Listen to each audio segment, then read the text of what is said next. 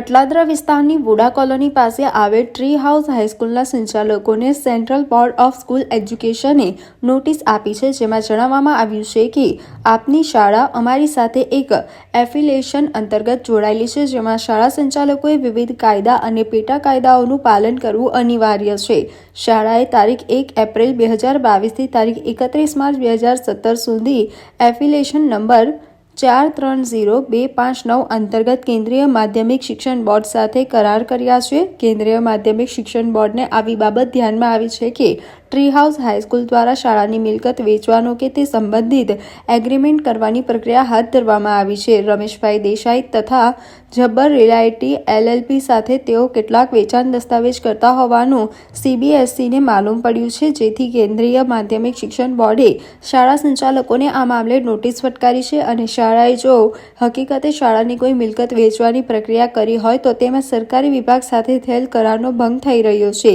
તેવો ઉલ્લેખ કરતા કેન્દ્રીય માધ્યમિક શિક્ષણ બોર્ડે આ મામલે ટ્રી હાઉસ હાઈસ્કૂલના મેનેજમેન્ટને નોટિસ આપી આગામી 30 દિવસમાં આ અંગે યોગ્ય ખુલાસો કરવાની તાકીદ કરી છે.